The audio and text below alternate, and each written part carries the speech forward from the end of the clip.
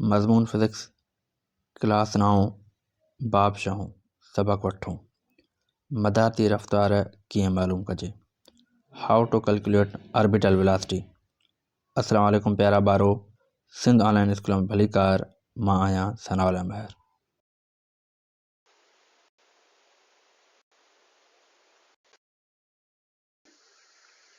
हिन लेक्चर में जेके असां वेलोसिटीज़ मालूम कंदासीं उहे आहिनि मदारती रफ़्तार ऐं नाज़ुक रफ़्तार, यानी orbital velocity and critical velocity.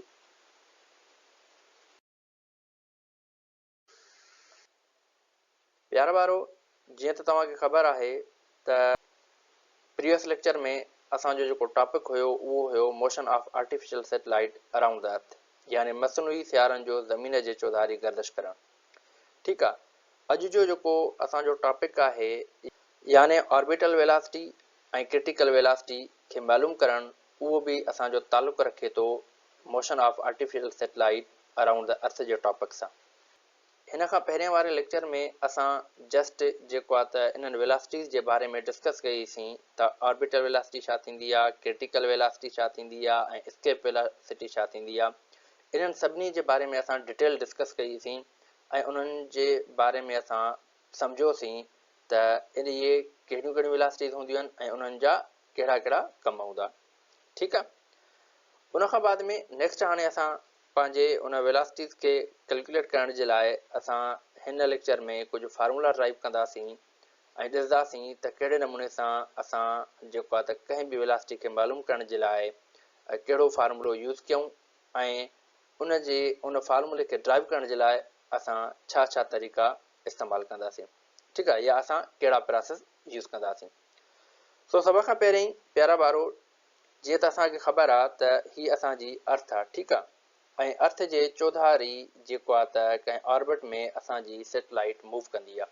ठीकु आहे, ऐं ऑर्बिट असांजा जेको आहे त मुख़्तलिफ़ हूंदा आहिनि, जीअं ऑलरेडी असां ऑर्बिट वारे लेक्चर में डिस्कस करे आया हुआसीं, जेके असांजे बुक में 4 क़िस्मनि जा ऑर्बिट ॾिना विया आहिनि। ठीकु आहे, हिते असां हिकिड़ो ऑर्बिट कंसीडर कयूं था त मिसाल जे तौर ते हिन ऑर्बिट में हीअ सैटेलाइट आहे जेका उहा रिवॉल्व करे थी अराउंड दी अर्थ। हाणे हिन सैटेलाइट जो जेको डिस्टेंस हूंदो उहो हूंदो हिन अर्थ जे सेंटर खां वठी हिन सैटेलाइट ताईं, जंहिंखे असां नालो ॾिनो आहे आर जो। ठीकु आहे, ऐं हीअ जेका सैटेलाइट आहे उहा मूव कंदी विथ ऑर्बिटल वेलोसिटी। ठीकु आहे, मतिलबु पंहिंजे ऑर्बिट में जंहिं वेलोसिटी सां हीअ मूव कंदी असां उनखे चऊं पिया ऑर्बिटल वेलोसिटी। ठीकु आहे, तो अहिड़े नमूने सां हाणे प्यारा ॿारो, जीअं तव्हांखे ख़बर आहे त जेका असां सैटेलाइट लॉन्च कंदाऊं उहा कंदाऊं असां सरफेस ऑफ अर्थ खां। ठीकु आहे, हाणे जॾहिं सरफेस ऑफ अर्थ खां असां सैटेलाइट लॉन्च कंदाऊं, पोइ हिन ऑर्बिट में मूव करण जे लाइ उन ते जेके फोर्सिस अप्लाई थींदा आहिनि उहे जेको आहे त 2 क़िस्मनि जा फोर्सिस अप्लाई थींदा आहिनि। हिकु त उहो फोर्स जेको ग्रेविटेशनल फोर्स आहे, जेको हिन सैटेलाइट खे पंहिंजे तरफ़ छिकींदो, ऐं ॿियो हिन सैटेलाइट में कर्व पाथ जे मोशन जे करे पैदा थींदड़ सेंट्रीपिटल फोर्स। ठीकु आहे, हाणे जेकॾहिं असां हिन जी स्टेटमेंट खे ॾिसूं त असां हिन तरीक़े सां स्टार्ट कयूं था पंहिंजी डेरिवेशन खे। चऊं था त consider a satellite of mass M revolving around the earth at an altitude. Altitude means कंहिं हाइट ते। ठीकु आहे, in an orbit of radius r with orbital velocity v।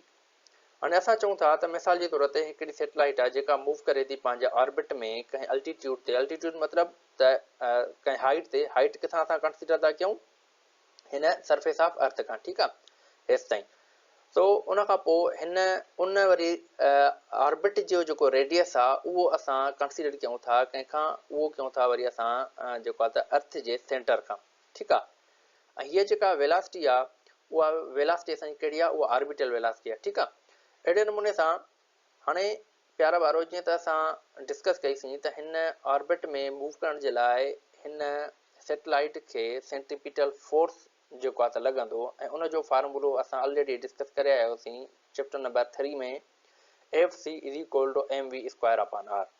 ठीकु आहे, हाणे उन खां बाद में प्यारा ॿारो, जीअं त असांखे ख़बर आहे त कंहिं बि ऑब्जेक्ट जो जेको वेट हूंदो आहे उहो हूंदो आहे ज़मीन जी अट्रैक्शन, ज़मीन जी ग्रेविटेशनल फोर्स जेतिरो उन ऑब्जेक्ट ते लॻंदो आहे ओतिरो उन ऑब्जेक्ट में वेट हूंदो आहे। इट मीन्स कि सैटेलाइट जो जेको वेट हूंदो उहो कंहिंजे बराबरि हूंदो, उहो बराबरि हूंदो ज़मीन जे ग्रेविटेशनल फोर्स जे करे। ठीकु आहे, यानी असां चई सघूं था the earth attracts a body equal to its weight, यानी असां हिन तरीक़े सां लिखी सघूं था त फोर्स ऑफ ग्रेविटेशन जेको आहे उहो कंहिंजे बराबरि आहे, वेट जे, ऐं वेट जो फार्मूलो कंहिंजे, ऐं वेट जो जेको फार्मूलो आहे उहो आहे एम जी। ठीकु आहे, त असां हिन तरीक़े सां लिखी सघूं था, चऊं था त असांजो जेको सेंट्रीपिटल फोर्स आहे उहो कंहिंजे बराबरि थींदो, वेट जे बराबरि थींदो। ठीकु आहे, त मतिलबु जेतिरो ग्रेविटेशनल फोर्स लॻंदो ओतिरो उन में सैटेलाइट में जेको आहे सेंट्रीपिटल फोर्स पैदा थींदो। ठीकु आहे, त अहिड़े नमूने सां असां हिते लिखियोसीं त वेट जेको आहे उहो बराबरि कंहिंजे आहे, सेंट्रीपिटल फोर्स जे। त उन खां बाद में हाणे जेकॾहिं असां हिन ॿिन्ही फोर्सिस खे पाण में कंपेयर कयूं त कीअं कंदासीं, ॾिसो हे आहे असांजो वेट। ठीकु आहे, उन खां पोइ हीअ आहे असांजो वरी सेंट्रीपिटल फोर्स। सो प्यारा ॿारो हिते अॻे पोइ जेकॾहिं असां लिखियो आहे त उन में कोई इशू कान्हे को। सो मतां तव्हां कंफ्यूज़ थियो त सर जेका त वेट अॻियां आहे ऐं जेको आहे सेंट्रीपिटल फोर्स पोइ आहे, कोई मसइलो कान्हे को, असां हिन खे रीअरेंज करे लिखी सघूं था, छो त इक्वल जे हिन पासे लिखूं या हिन पासे लिखूं ॻाल्हि बराबरि ई आहे। ठीकु आहे, छो त असांजा ॿई जेके टर्म आहिनि उहे बराबरि आहिनि। सो उन खां बाद में प्यारा ॿारो जीअं त हाणे तव्हां ॾिसंदव त हाणे असां छा था कयूं, असांखे बेसिकली खपे वेलासिटी। ठीकु आहे, हाणे जॾहिं असांखे वेलासिटी खपे त असां छा कंदासीं, हिन टर्म्स खे रीअरेंज कंदासीं। ठीकु आहे, त हिननि खे असां रीअरेंज कयोसीं, एम आहे उहा हिते मल्टीप्लाई में आहे त हेॾे अची करे डिवाइड में हली वेंदी, ऐं आर जेका आहे उहा हिते डिवाइड में आहे त हेॾे मल्टीप्लाई में अची वेंदी। ठीकु आहे, उन खां बाद में जेकॾहिं तव्हां ॾिसंदव त हिते असांजी हीअ एम ऐं हेठों हीअ एम पाण में कैंसल आउट थी वेंदियूं। असां वटि जेको टर्म बचंदो उहो बचंदो V square is equal to G H multiply G H into R. ठीकु आहे, हाणे प्यारा ॿारो हिते जेका एच मां ॾिनी आहे या हिन टर्म में हिते जेका एच मां ॾिनी आहे उहा आहे बेसिकली ग्रेविटी एट हाइट। ठीकु आहे, छो त ज़मीन जे सरफेस ते जेका ग्रेविटी हूंदी आहे उहा हूंदी आहे 9.8, जंहिंखे असां एप्रोक्सीमेट जेको आहे 10 करे खणंदा आहियूं। ठीकु आहे, त जेतिरो असां अल्टीट्यूड में मथे वेंदासीं ओतिरी ग्रेविटी जो वैल्यू डिक्रीज़ थींदो वेंदो। ठीकु आहे, त अहिड़े नमूने सां हाणे असांखे छा आहे मालूम करिणो, असांखे मालूम करिणो आहे वी, त हिते स्क्वायर आहे, छा कंदासीं असां अंडर रूट ॾींदासीं ॿिन्ही साइडनि खां। ठीकु आहे, हाणे जॾहिं हिते असां अंडर रूट ॿिन्ही साइडनि खां ॾिनोसीं त असांखे ख़बर आहे त अंडर रूट जेको आहे उहो हिन स्क्वायर जे बराबरि थींदो आहे। ठीकु आहे, त अंडर रूट ऐं स्क्वायर पाण में कैंसल आउट थी वेंदा। हाणे जॾहिं कैंसल आउट थी वेंदा त असां वटि जेको नेक्स्ट टर्म बचंदो उहो बचंदो V is equal to under radical G H into R. ठीकु आहे, हाणे ही असां वटि टर्म अची वियो। उन खां बाद में प्यारा ॿारो जीअं त तव्हां ॾिसंदव त हीअ जेका आर आहे उहा कंहिंजे बराबरि आहे, उहा ऑलरेडी असां डिस्कस कईसीं त उहा आर जेका बराबरि हूंदी आहे रेडियस ऑफ अर्थ ऐं प्लस में हाइट ऑफ द सैटेलाइट, मतिलबु हिन सरफेस खां जेका सैटेलाइट केतिरे हाइट ते मथे वई आहे उहा हाइट ऐं असां रेडियस ऑफ अर्थ जेको आहे उहे ॿई असां आर सां कंसीडर कयूं, आर जे इक्वल कया आहिनि। ठीकु आहे, त मतिलबु त हाणे हिन आर खे रिप्लेस करे असां ही ॿ टर्म रखी सघूं था, त असां आर खे रिप्लेस करे ही ॿ टर्म्स रखियासीं त असां वटि जेको फाइनल टर्म आयो यानी फाइनल असां वटि जेको फार्मूलो ठही वियो उहो ठहियो असां वटि V is equal to under radical G bracket R plus H bracket over. ठीकु आहे, हा, सो प्यारा ॿारो ही जेको असां वटि फार्मूलो ठहियो आहे ही ठहियो आहे हिन सैटेलाइट जी ऑर्बिटल वेलासिटी खे मालूम करण जे लाइ। ठीकु आहे, त हाणे जेकॾहिं असां कंहिं बि सैटेलाइट जी ऑर्बिटल वेलासिटी जेकॾहिं मालूम करणु चाहियूं त पोइ असां कीअं मालूम कंदासीं, हिन फार्मूले में जेको आहे त वैल्यू पुट करे मालूम कंदासीं। ठीकु आहे, ग्रेविटी एट हाइट केतिरी आहे, उन खां पोइ रेडियस ऑफ अर्थ असांजो फिक्स आहे, उन खां पोइ असांखे उन सैटेलाइट जी हाइट जेका आहे ऐं हाइट ऑफ द सैटेलाइट असांखे जॾहिं मालूम हूंदी त असां हिन फार्मूले में वैल्यू पुट करे जेको आहे त आसानीअ सां वेलासिटी ऑर्बिटल वेलासिटी जेका हुनजी सैटेलाइट जी हूंदी उहा असां मालूम करे सघूं था। ठीकु आहे, हाणे उन खां बाद में वरी नेक्स्ट जेको आहे त असां वेलासिटी मालूम कंदासीं। सो प्यारा ॿारो हाणे असां नेक्स्ट वेलासिटी तरफ़ हलूं था। हाणे मिसाल जे तौर ते हिते असां कंसीडर कयूं था त हीअ जेका सैटेलाइट आहे उहा हिन ज़मीन सां बिल्कुलु वेझो आहे ऐं हिते मूव करे थी। ठीकु आहे, अगरि जेकॾहिं इहा सैटेलाइट हिते मूव करे थी त असां चऊं था त मिसाल जे तौर ते हिन जो जेकर असां रेडियस ॾिसूं त रेडियस जेको आहे उहो छा हूंदो, उहो एप्रोक्सीमेट असांजो जेको बराबरि हूंदो उहो हूंदो रेडियस ऑफ अर्थ जे। ठीकु आहे, त हाणे हिते असां चऊं था मिसाल जे तौर ते for approximate value can be made for satellite revolving closer to the earth. ठीकु आहे, हाणे जॾहिं सैटेलाइट जेका आहे उहा बिल्कुलु अर्थ जे क्लोज़ रिवॉल्व करे थी त उते उन सैटेलाइट जी जेका वेलासिटी हूंदी, जेकॾहिं उनखे असां मालूम करणु चाहियूं त उनखे असां कीअं मालूम कंदासीं। ठीकु आहे, उन जे लाइ असां हींअर जेको असां फार्मूलो ड्राइव कयोसीं पहिरियों उहो था खणूं, तो v is equal to under radical G H bracket R plus H bracket over. ठीकु आहे, हाणे असां कंसीडर कयोसीं त हीअ जेका सैटेलाइट आहे उहा अर्थ सां जेको आहे त बिल्कुलु क्लोज़र आहे। जेकॾहिं असां रेडियस ऑफ अर्थ जी ॻाल्हि कयूं ऐं हिन सैटेलाइट जे हाइट जी ॻाल्हि कयूं त रेडियस ऑफ अर्थ जेको आहे उहो जेको आहे त मच मच ग्रेटर देन थींदो कंहिंखां उन सैटेलाइट जे हाइट खां। ठीकु आहे, असां हिनखे ईअं लिखी सघूं था त जेका असांजी जेको आहे त रेडियस ऑफ अर्थ आहे ऐं प्लस हाइट आहे उहा एप्रोक्सीमेट इक्वल आहे कंहिंजे रेडियस ऑफ अर्थ जे। ठीकु आहे, छो त हीअ तमामु वेझो ज़मीन जे जेको आहे त रिवॉल्व करे थी। अहिड़े नमूने सां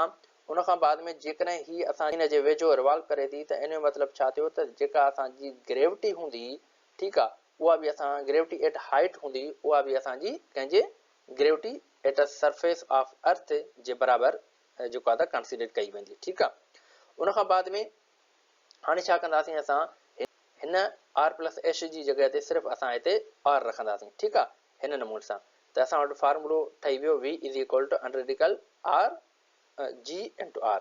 ठीकु आहे, उन हाणे हीअ असां वटि हिकिड़ो जेको फार्मूलो ठही वियो। हाणे हीअ जेका वेलासिटी आहे प्यारा ॿारो, असांजे बुक में जेके बुक वारे लिखी आहे उहा चए थो त हीअ जेका वेलासिटी जो जेको फार्मूलो आहे उहो आहे क्रिटिकल वेलासिटी, यानी हिन वेलासिटी खे असां छा चवंदासीं, क्रिटिकल वेलासिटी। ठीकु आहे, हिन वेलासिटी खे रिप्लेस कंदासीं कंहिंसां, क्रिटिकल वेलासिटी सां, त हे थी वेंदो असां वटि V C is equal to under radical G into R. ठीकु आहे, हाणे इन खां पहिरीं असां ऑलरेडी डिस्कस करे चुका हुआसीं प्यारा ॿारो पोएं लेक्चर में त क्रिटिकल वेलासिटी छा थींदी आहे। हाणे अक्सर तव्हां ॾिठो हूंदो त मोते खूह में जेके सर्कस वारा जेको आहे बाइक हलाईंदा आहिनि, तो उहे छा कंदा आहिनि त उहे पहिरियों बाइक खे आहिस्ते आहिस्ते हेठि तरफ़ हलाईंदा आहिनि। ठीकु आहे, उन खां पोइ हिकिड़ी मख़सूस स्पीड जेको आहे त बाइक खे ॾियाराईंदा आहिनि, उन खां बाद में उहा बाइक जेको आहे त उन मोते खूह में बिल्कुलु हिकिड़ी कांस्टेंट रफ़्तार सां मूव कंदी आहे। ठीकु आहे, हाणे उहा जेका मख़सूस रफ़्तार जंहिं खां पोइ उहा मोटरसाइकिल हेठि मौत जे खूह में नथी किरे, हाणे उहा हिकिड़ी मख़सूस जेका रफ़्तार आहे उहा उन मोटरसाइकिल जी क्रिटिकल वेलासिटी आहे। ठीकु आहे, हाणे क्रिटिकल वेलासिटी खां जेकॾहिं असांजी रफ़्तार घटि हूंदी, ठीकु आहे, त छा थींदो त उहा जेका मोटरसाइकिल आहे उहा हेठि किरी पवंदी, या जेकॾहिं उन खां वधी वेंदी त छा थींदो, उहा मोते खूह मां जेको आहे त ॿाहिरि स्केप थी वेंदी वरी।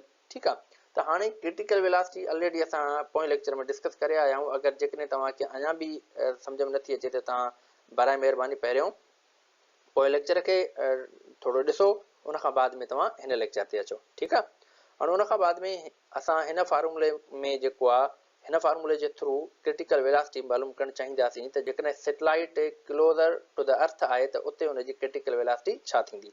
असां कंसीडर कयूं था त जेका ग्रेविटी आहे उहा असां कंसीडर कईसीं 10 मीटर पर सेकेंड स्क्वायर ऐं रेडियस ऑफ अर्थ असां वटि आहे 6.3 इंटू 10⁻6 मीटर। ठीकु आहे, हाणे हीअ ॿई वैल्यू असां हिन फार्मूले में पुट कयूं त असां हिन तरीक़े सां पुट कयोसीं त हे थी वियो 10 मल्टीप्लाई 6.38 इंटू 10⁻6 मीटर। ठीकु आहे, उन खां पोइ जॾहिं तव्हां हिननि खे सॉल्व कंदव त तव्हां वटि जेको जवाबु ईंदो उहो ईंदो 7.99 इंटू 10⁻3, या असां हिन खे एप्रोक्सीमेट हिन तरीक़े सां लिखी सघूं था त critical velocity is equal to 8 into 10⁻3 meter पर सेकेंड। इन जो मतिलबु इहो थियो त जॾहिं सैटेलाइट ज़मीन जे वेझो आहे, ठीकु आहे, क्लोज़र आहे, त उते उनजी जेका क्रिटिकल वेलासिटी आहे उहा आहे 8 इंटू 10⁻3 मीटर पर सेकेंड। ठीकु आहे, तो अहिड़े नमूने सां हाणे असां हिते मालूम कयोसीं त सैटेलाइट जी जेका क्रिटिकल वेलासिटी आहे उहा हेतिरी थींदी। ठीकु आहे, जॾहिं उहा सैटेलाइट ज़मीन जे बिल्कुलु क्लोज़र मूव करे थी। ठीकु आहे प्यारा ॿारो, तो मूंखे उमेदु आहे त तव्हांखे हीअ ॿई जेको आहे त वेलासिटीज़ सुठे नमूने सां सम्झ में अची वई हूंदियूं। हुनजी डेरिवेशन कीअं असां कईसीं ठीकु आहे। हीउ जेको हुयो हीउ असांजे हिन चैप्टर जो आख़िरी टॉपिक हुयो। इनशाला नेक्स्ट लेक्चर में वरी असां जो का त एक्सरसाइज़ शुरू कंदासीं ऐं नए लेक्चर में वरी असांजी मुलाक़ात थींदी। तेसिताईं अल्लाह हाफ़िज़।